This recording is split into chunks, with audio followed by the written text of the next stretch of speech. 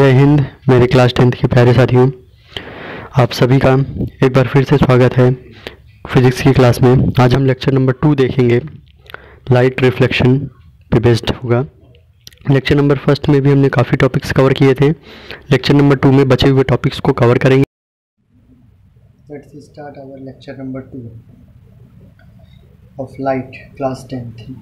तो हमने lecture number first में देखा था फोकल लेंथ और रेडियस के बीच के रिलेशन तक टॉपिक, और काफ़ी टॉपिक्स कवर किए थे। फोकल लेंथ के बारे में, प्रिंसिपल फोकस के बारे में कुछ मेन टॉपिक्स को कवर किया गया था, और प्रिंसिपल फोकस को डिस्कस किया गया था। कॉन्केव मिरर का अलग प्रिंसिपल फोकस, कॉन्वेक्स मिरर का अलग फोकस होता है, डिस्कस किया गया था। तो आज हम डिस्कस करेंगे कॉन्केव मिरर के द्वारा कितने प्रकार के मिरर से हम इमेजेस फॉर्म करते हैं। कॉन्केव मिरर से हम कितने प्रकार की इमेजेस फॉर्म करते हैं। कॉन्केव मिरर से हम कुल 6 प्रकार की इमेजेस फॉर्म करते हैं। कॉन्वेक्स मिरर से हम 2 प्रकार की इमेजेस फॉर्म करते हैं। तो हम पहले रूल्स कुछ देख लेंगे।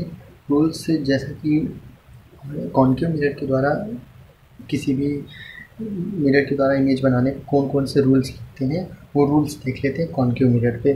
ठीक है, rules for concave mirror. First rule क्या कहता है कि कोई भी एक लाइन पैरेलल होती है प्रिंसिपल एक्सिस से। कोई भी एक, अभी डायग्राम में जैसा कि शो हो रहा है, कोई भी एक लाइन पैरेलल होगी प्रिंसिपल एक्सिस से, वो रिफ्लेक्शन के बाद एक फोकस से जब पास होगी। ये फर्स्ट रूल है। कोई भी रे पैरेलल होगी प्रिंसिपल एक्सिस से, वो रिफ्लेक्शन के बाद फोकस से ही पास होगी। तो इसको शॉर्ट में डिफिनेशन बोल सकते हैं, रे पैरेलल, ठीक है, पैरेलल टू प्रिंसिपल एक्सिस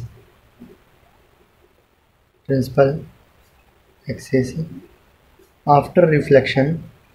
इसको ज़्यादा बड़े डिफिनेशन में नहीं कन्वर्ट करेंगे, छोटे पॉइंट्स में समझ लेंगे। After reflection passes through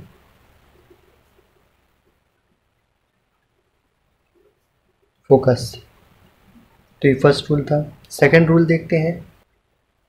second rule क्या कहता है कि अगर कोई भी ray of light centre of curvature से पास हो रही है, जैसे कि फिगर में शो हो रहा है, सेंटर ऑफ कर्वेचर से कोई भी रे पास हो रही है, तो वो उसी सेंटर ऑफ कर्वेचर से फिर रिफ्लेक्ट वापस उसी डायरेक्शन में हो जाती है।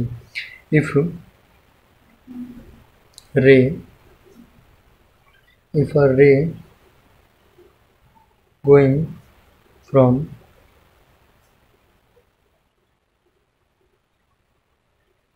center of curvature then it again back after reflecting।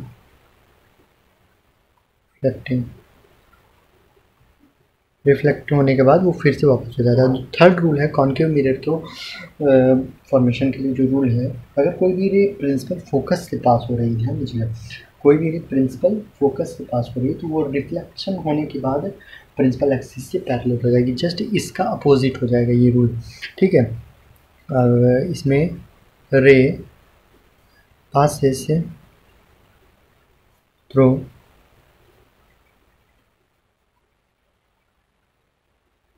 Focus से, ठीक है, फोकस से पास हो रही है, फोकस, देन आफ्टर रिफ्लेक्शन भी कह सकते हैं, after reflected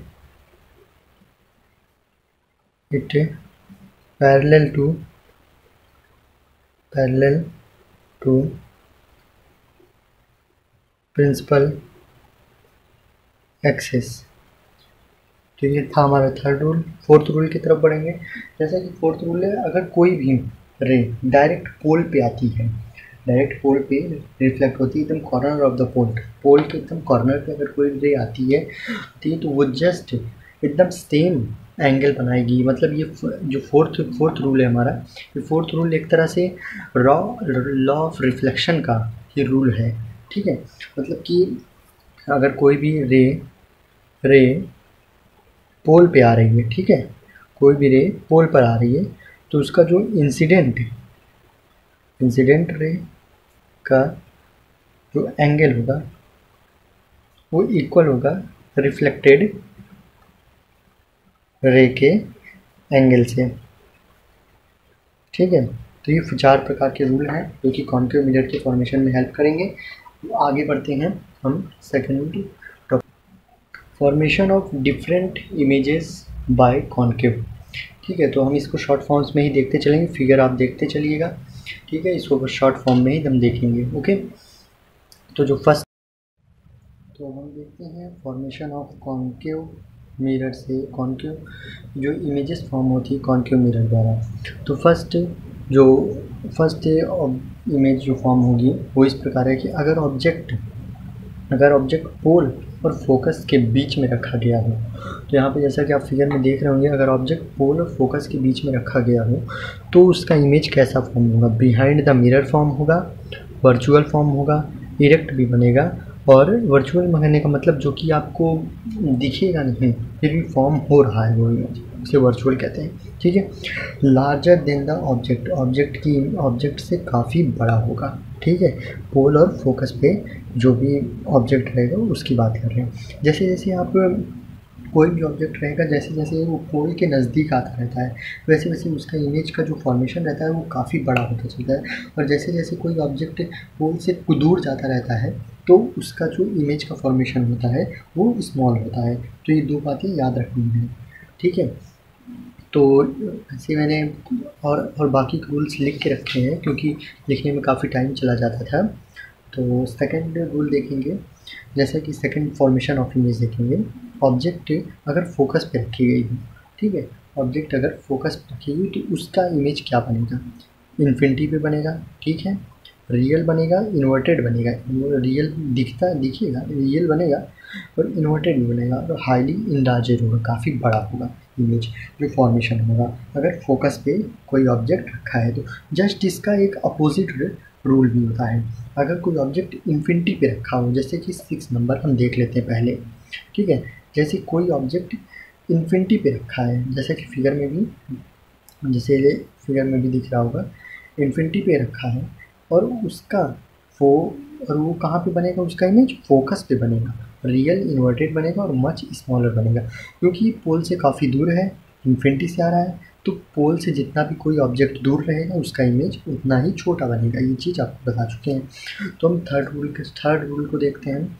third image formation जो कि जिस प्रकार है, रूल नहीं, इमेज फॉर्मेशन, फोकस और सेंटर ऑफ कर्वेचर के बीच में अगर कोई भी ऑब्जेक्ट रखा जाता है, ठीक है, फोकस और सेंटर ऑफ कर्वेचर के बीच में कोई भी ऑब्जेक्ट रखा जाता है तो उसका फॉर्मेशन जो होता है वो beyond the centre of curvature के पीछे होता है, रियल और इन्वर्टेड होता है, ठीक है, रियल और इन्वर्टेड होता है और लार्जर देन ऑब्जेक्ट होता है, ऑब्जेक्ट के साइड से काफ़ी बड़ा होता है, ठीक है। ये चीज़ ध्यान दे रहा है, अगर सेंटर ऑफ कर्वेचर की पीछे होता है, रियल इन्वर्टेड होता है और लार्जर देन ऑब्जेक्ट होता है, ठीक है।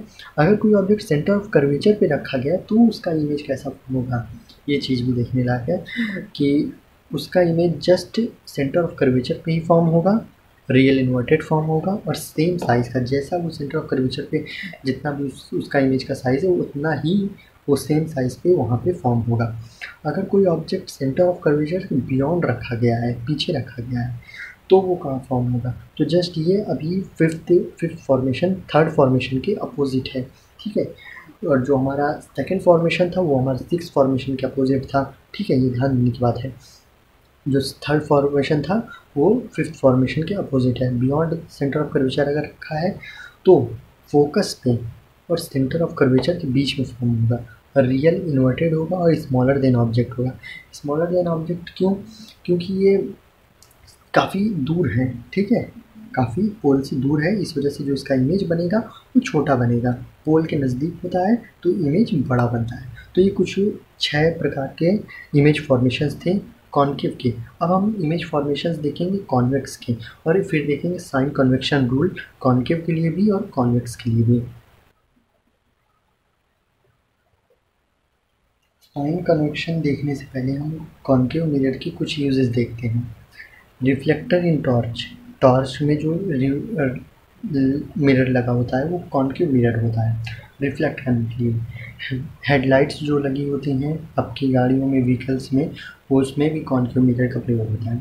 शेविंग मिरर जो होते हैं, बाल बनाने वाली दुकानों में जो शेविंग मिरर होते हैं उसमें चेहरे को बड़ा देखने के लिए शेविंग मिरर, उसमें कॉन्केव मिरर का ही प्रयोग होता है। डेंटिस्ट द्वारा भी यूज़ किया जाता है दांतों की बड़ी इमेज देखने के लिए। सोलर एनर्जी में भी यूज होता है। ये सन से जो फोकस होता है, सन रे के फोकस किया जाता है सोलर फर्नेस में, मतलब कि सन रे से द्वारा हीट जो आती है वो भी, जो भी सोलर पैनल जो होते हैं उस पर भी जो परत होती है वो कॉन्केव मिरर की होती है, तभी तो वो ये सब रिफ्लेक्ट चार्ज होते हैं। ठीक है, sign convention for spherical mirror की बात करते हैं।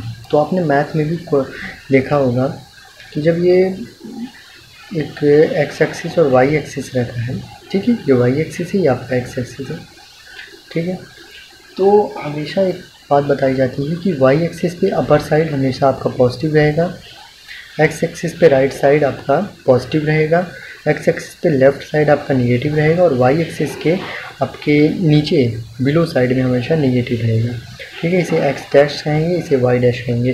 तो जस्ट इसी का सेम फॉर्मेशन आपका मिरर में भी लगता है, जैसे कि फिगर में भी शो हो रहा है कि किस तरह रहता है। हम डायरेक्ट अब बात करते हैं कि रूल इन पे कॉन्केव और कॉन्वेक्स में अलग अलग चीज़ें कैसे कैसे रहती हैं, रूल्स डायरेक्ट बात करेंगे। ओके, जो ऑब्जेक्ट की डिस्टेंस होती है, ठीक है, ऑब्जेक्ट की जो डिस्टेंस होती है वो हमेशा ही नेगेटिव होती है, ये पॉइंट ध्यान देने वाली बात है। ठीक है, ऑब्जेक्ट की जो ऑब्जेक्ट डिस्टेंस होती है उसको हम u से डिनोट करते हैं। ठीक है, ऑलवेज निगेटिव, ठीक है, हमेशा ही निगेटिव होती है। ठीक है, अब जो सेकंड, तो यहाँ पे जो सेकंड साइन कन्वेक्शन का रूल आता है वो ये है कि अगर कोई image behind the concave mirror के बिहाइंड में फॉर्म हो रही है, ठीक है, कॉन्केव मिरर के पीछे अगर कोई इमेज फॉर्म हो रही तो उसका जो इमेज होता है वो पॉजिटिव होगा। अगर कोई इमेज, ठीक है, जस्ट इसका एक अपोजिट भी है, उसको ऐसे ही ओरली बता दे रहा हूँ। अगर कोई इमेज कॉन्केव मिरर के फ्रंट में फॉर्म होती है तो उसका इमेज निगेटिव होगा। ठीक है, यहाँ पे कुछ तरह के ऑब्जेक्ट से, मतलब सिंबल से डिनोट करते हैं। ऑब्जेक्ट को यू से डिनोट करते हैं, इमेज को हम वी से डिनोट करते हैं, फोकल लेंथ को हम एफ से डिनोट करते हैं। ठीक है, तो ये याद रखिए, ये सिंबल्स याद रखने हैं क्योंकि मिरर फार्मूला इन्हीं पे बेस्ड है। ओके, जो आपका इमेज का जो फॉर्मेशन होता है कॉन्वेक्स से जो भी फॉर्म होता है इमेज, वो हमेशा ही आपका पॉजिटिव रहेगा। ठीक है, ये कॉन्वेक्स से जो इमेज हमेशा फॉर्म होगी वो हमेशा पॉजिटिव रहेगी। जो फोकल लेंथ होता है वो फोकल लेंथ भी दोनों मिरर का हमेशा फिक्स है। कॉन्केव का जो फोकल लेंथ होगा वो आपका नेगेटिव रहेगा, जो कॉन्वेक्स का फोकल लेंथ होगा वो आपका हमेशा पॉजिटिव रहता है। ठीक है, तो ये कुछ साइन कन्वेक्शन के ये 4 रूल्स हैं जिन पे मिरर का फॉर्मेशन होता है। ठीक है, और मतलब कि मिरर फॉर्मेशन नहीं, जो कि न्यूमेरिकल आपके लगते हैं उनमें इम्पोर्टेंट रोल निभाते हैं साइन कन्वेक्शंस का। तो हम नेक्स्ट टॉपिक पे बढ़ते हैं, इमेज मिरर का फार्मूला देखेंगे और फिर ये कॉन्वेक्स मिरर का इमेज देखेंगे और मैग्नीफिकेशन फार्मूला भी देखेंगे। ठीक है, अब हम मिरर फार्मूला को देखेंगे। मिरर फार्मूला क्या होता है, डायरेक्ट फार्मूला की बात करेंगे। 1/u 1/v plus 1/u equal to 1/f। ठीक है, तो 1/v plus 1/u equal to 1/f। Okay, तो ये मिरर का फॉर्मूला है। 1/v आपका डिनोट करता है इमेज को, ठीक, u आपका डिनोट करता है ऑब्जेक्ट को, ठीक है, f आपका डिनोट करता है फोकल लेंथ को। ठीक है, फोकल लेंथ को, 3 चीज़ें हैं। मिरर फार्मूला यही होता है real, 1/v plus 1/u equal to 1/f। और जो साइन कन्वेक्शन के रूल्स लगेंगे पूरे इसी मिरर फार्मूला पे लगेंगे, और जो भी न्यूमेरिकल्स आएंगे मिरर फार्मूला यही इस पे आएंगे। लेंस का फार्मूला अलग होता है, ठीक है, मिरर फार्मूला ये होता है। अब मैग्नीफिकेशन देख लेते हैं, लीनियर मैग्नीफिकेशन। ठीक है, उसमें मैग्नीफिकेशन लीनियर मैग्नीफिकेशन कहते हैं। ठीक है, जैसा कि लीनियर मैग्नीफिकेशन में दो फार्मूलाज होते हैं।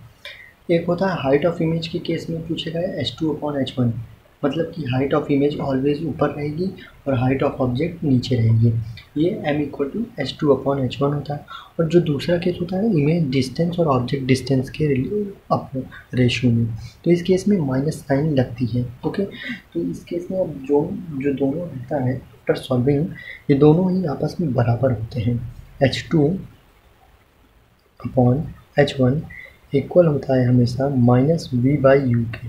ठीक है, ये चीज़ ध्यान देने वाली बात है कि जो लीनियर मैग्नीफिकेशन का हाइट ऑफ इमेज और इमेज की डिस्टेंस दोनों ही आपस में इक्वल होती हैं। ठीक है, ये फॉर्मूला लीनियर मैग्नीफिकेशन का है। ठीक है, तो इस पर भी न्यूमेरिकल्स आते हैं। तो जो लास्ट हमारा टॉपिक बचता है वो हमारा कॉन्वेक्स मिरर का जो फॉर्मेशन है। दो कॉन्वेक्स मिरर के फॉर्मेशंस होते हैं, उनको अब देखना है हमें। जैसा कि कॉन्वेक्स मिरर में आपके दो फॉर्मेशंस होते हैं। पहला फॉर्मेशन हम देख लेते हैं, जैसा कि इमेज भी आपको दिख रहा होगा। अगर कोई भी ऑब्जेक्ट, ठीक है, एनीवेयर पोल और इन्फिनिटी के बीच में रखा रहता है, तो उसका इमेज जो होता है वो बिहाइंड द मिरर फॉर्म होगा, बिटवीन पोल और फोकस पे स्मॉलर होगा, वर्चुअल और इरेक्ट भी होगा। ठीक है, मतलब कि कोई भी ऑब्जेक्ट पोल और इन्फिनिटी के बीच में होगा तो उसका जो इमेज का फॉर्मेशन होगा वो पोल और फोकस के पीछे होगा। ठीक है, बिहाइंड द मिरर के पीछे होगा, पोल और फोकस के बीच में। ठीक है, स्मॉलर होगा, वर्चुअल और इरेक्ट होगा। ठीक है, जैसे कि इमेज में शो कर रहा है। ठीक है, अब हमने साइन कन्वेक्शन भी कॉन्वेक्स मिरर के जो साइन कन्वेक्शंस होते हैं उनको तो हमने पहले ही देख लिया है कि क्या क्या किस ऑब्जेक्ट डिस्टेंस कब नेगेटिव रहती है, इमेज डिस्टेंस कब पॉजिटिव रहती है, फोकल लेंथ पॉजिटिव या नेगेटिव रहती है। तो ये चीज़ें हमने साइन कन्वेक्शन में डिस्कस कर लिया है। जो सेकंड रूल, मतलब कि जो सेकंड फॉर्मेशन ऑफ इमेज है वो इस प्रकार है कि अगर कोई ऑब्जेक्ट इन्फिनिटी पे रखा गया है, कॉन्वेक्स मिरर में इन्फिनिटी पे अगर कोई ऑब्जेक्ट रखा गया है तो उसका जो इमेज बनता है वो बिहाइंड द मिरर बनेगा, स्मॉलर बनेगा, वर्चुअल और इरेक्ट बनेगा। ठीक है, कॉन्वेक्स मिरर का जो लास्ट यूज़ देख लेते हैं। Rear view of mirror in vehicles में जो साइड मिरर्स होते हैं, ठीक है, जो कि ट्रैफिक्स में नियर साइडेड, मतलब बैक साइड देखने के लिए जो हम यूज़ करते हैं। ठीक है, कि पीछे क्या कौन सी गाड़ियाँ आ रही हैं, उसमें जो व्हीकल्स में मिरर यूज़ होते हैं वो आपके कॉन्वेक्स मिरर रहते हैं। ठीक है, कॉन्वेक्स मिरर रहते हैं।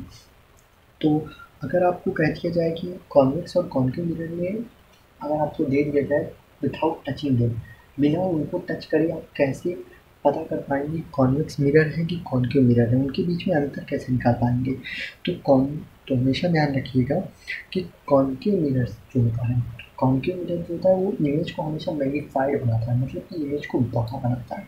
ठीक है, और जो कॉन्वेक्स मिरर होता है वो इमेज को हमेशा छोटा बनाता है, मतलब कि स्मॉलर डायमेनाइज्ड रहता है, मतलब कि छोटा रहता है, मच स्मॉलर। ठीक है, कॉन्केव के कंपैरिजन में कॉन्केव हमेशा इमेज को बड़ा बनाता है। ठीक है, और कॉन्वेक्स हमेशा इमेज को छोटा बनाता है। तो यहाँ पे जो मिरर फार्मूला था दोनों के लिए सेम रहेगा, मैग्नीफिकेशन फार्मूला भी दोनों के लिए सेम रहेगा। न्यूमेरिकल्स इस चैप्टर से बहुत बनते हैं ये दो फार्मूलाज पे, आप प्रैक्टिस करिएगा न्यूमेरिकल्स के, बाकी प्रैक्टिस सीरीज में कराए जाएंगे। तो ये रिफ्लेक्शन का हमारा रिलेटेड टॉपिक यहीं पे एंड होता है। अब नेक्स्ट वीडियो में हम बात करेंगे रिफ्लेक्शन के टॉपिक को, जहाँ पे आगे हमको चल के लेंस देखना पड़ेगा। कॉन्वेक्स लेंस दिया था, उधर कॉन्केव लेंस, उधर भी लेंस फार्मूला रहेगा, सेम यही सब टॉपिक्स रहेंगे, बस कुछ अंतर रहेगी। ठीक है, उसमें पूरा लेंस के बारे में बात करेंगे, हम इधर पूरा मीटर के बारे में बात कर चुके हैं। तो जय हिंद, आप ऐसे ही हमारे साथ जुड़े रहिए, हमारे चैनल को सब्सक्राइब करिए, वीडियो अच्छी लगी हो तो अपने दोस्तों के साथ शेयर करिए, और जय हिंद।